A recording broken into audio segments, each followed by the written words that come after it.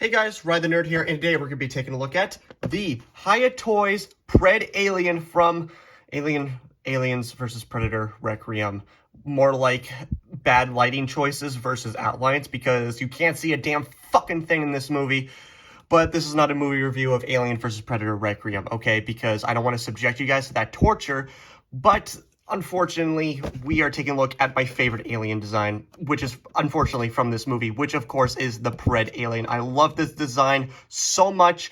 And if you don't know how the Predalien became to be, but you see a mommy face hugger and a daddy predator, and they do some of this, and then you got this abomination from this movie. So, but yeah, I really like this design, so I had to pick this guy up, and I'm also just a big fan of Hiya Toys in general. I've taken a look at a lot of their stuff.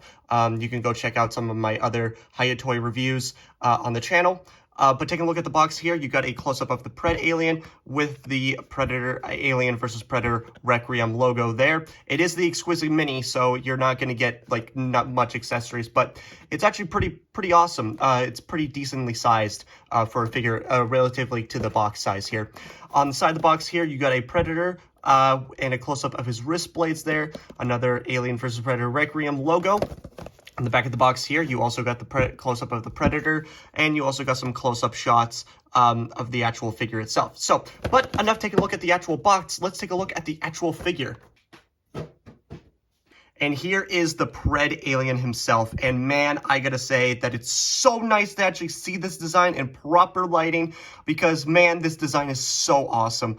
I genuinely love this design for this. This is such a cool concept of having an alien and a predator become one to make the ultimate killing machine here. And man, I love the design so much. You got a lot of detail around here relating to the predator, mostly to do with the painting. Not so much the sculpting. The sculpting is pretty much alien all around, from the exoskeleton, from the tubes on the back here. But the things that really stand out, of course, is the actual dome of the head here. And of course, you got the predator dreads on the side and the predator mandibles. And you also got the different feet here. But taking a look at the actual look of the thing, as you can clearly see, the painting is very, very nice. I love the tan, the browns, and of course the dark black of the alien there. Just looks very, very nice. You also got a lot of great painting here that actually look like they're actually translucent pieces, which look really awesome, especially on the side of the hips here, and some around on the lower calf here. They're not translucent plastic. It's just the painting work that they've done to make it look like it's translucent, which just looks so cool. And the only part that is actually translucent is of course the front of the head here, which of course you can see the skull, and it's very hard to see, but yeah, you can see the skull of the alien there. Very nice. And you can also see some of the nice predator kind of detail on here. Of course, the dreads and the mandibles. But yeah, very awesome. I love the design. I love the coloring. Just looks very, very awesome.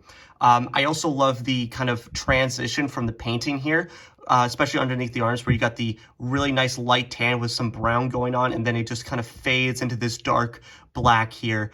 And you can see that throughout the figure, from the legs to the head to the back, and even the tail here as well, which you got some really nice, kind of predator-like spots going throughout the tail, and you can even see some more of that going throughout the legs and everything like that. But yeah, this just looks fantastic. I love the design of this guy. So yeah, but taking a look at the actual the details that I was a little bit concerned about, which of course was the dreads and the mandibles here, because I did not know that that these were going to be made out of soft rubber. These are all made out of soft rubber. The mandibles are made out of soft rubber. So you don't have to worry about, when you're posing this guy, you're not going to worry about, snapping one of these off, because they're made out of solid plastic. A lot of this figure is actually made out of solid rubber. Well, not solid rubber, but just soft meldable rubber, like the forearms here, the hands, the tail obviously is made out of a soft bendy plastic here with wire inside, but we'll get to that in a minute. The tubes on the back here, and of course the head is made out of some soft rubbery material just to keep it from, you know, when you're posing this guy, you're not going to cause any snappage or breakage of the actual, you know, anything around this guy, which I really appreciate. What I don't appreciate is because I've been noticing this a lot. When you're moving and posing this guy, it's unfortunate, especially on the feet here. You can see that some of the paint has been, you know, chipping off because of the joints. And I literally bought this figure literally yesterday. There's already some, you know, kind of paint, you know, flaking off, which was one of my main problems with the Hiya Toys Skullcrawler figure. You can go check out that review. Which some of the joints, when you move them, you got a lot of flaky paint coming off, which just makes the figures look cheap. Which these aren't cheap. This guy was roughly around $40, but it looks really nice for $40. The articulation's really nice. But yeah, it's just unfortunately that some of the joints, that when you're posing this guy, you're gonna get some flaky paint, and it just doesn't look that great, and it also looks really cheap. But before we get into the actual articulation, let's take a look at his accessories. First off, we have some interchangeable hands here, which instead of the default kind of sprawled out hands, you got these kind of clawed hands, which they look okay. I much prefer the more default hands there. I just don't really like how they look curled up. I just don't really like it all that much. But you know, the detail on the hands is really nice. Of course, you got the tan and the kind of the dry brushing throughout the kind of like the grooves on the palms there. Very, very nice. Awesome. And of course, with standard Hiya Toys alien figures, of course, you get a base, of course, which you can see the little peg on the bottom on the stand there. And of course, you can just plug in the base, the peg into any of his feet to make him help him stand up. But obviously you can see that he can stand up perfectly fine. You just need the tail to balance him. And of course I have I basically have an entire collection of these bases already. So and if you want to attach the bases, of course you get the little notches that you can just plug into the base, and then bam, then you can plug into another base, and so on and so forth. So you can have like a giant kind of metal grate to display your alien Hiya Toy figures on, which I don't, because they take up so much room. But yeah, take a look at the actual posability of this guy, which is pretty awesome. I really do like the posability. So for the head here, the head is on a ball joint here. He can't really look up that far, and he can kind of look down a little bit. I wish there was a little bit more range of the head here. But yeah, you can get some slight side to side. For the jaw here, the jaw can open, and of course, you got the long inner mouth there, which the detail on it, it's pretty lackluster. I'm not gonna lie, the painting on the actual teeth, the silver paint job is not the greatest. But I appreciate that they actually made it like really long and stuff like that, so you could just shove that back into his throat hole, close that up, and yeah, you're pretty much good to go. But for the arms here, they can rotate 360 degrees. They can move in and out. Well, not so much this this arm for some reason, but yeah, there is a double bend at the elbow here. But for some reason, this is another complaint I have. So take a look at this arm here. You can see that there is a little bit of a notch at the joint here and a little bit of a cupping going on when you actually bend it to get that double bend. But for this one, it just covers up the joint. So it perfectly like snaps, like perfectly goes seamlessly with the other, the forearm up here. So you can't really get that double bend, unfortunately. I mean, you can get that in there, but like it doesn't really match with the other arm here for some reason. So that's unfortunate. I just don't really like that all that much. It's one of my biggest complaints about this figure, that for some reason some of the joints don't like to match up with the other counterpart to the actual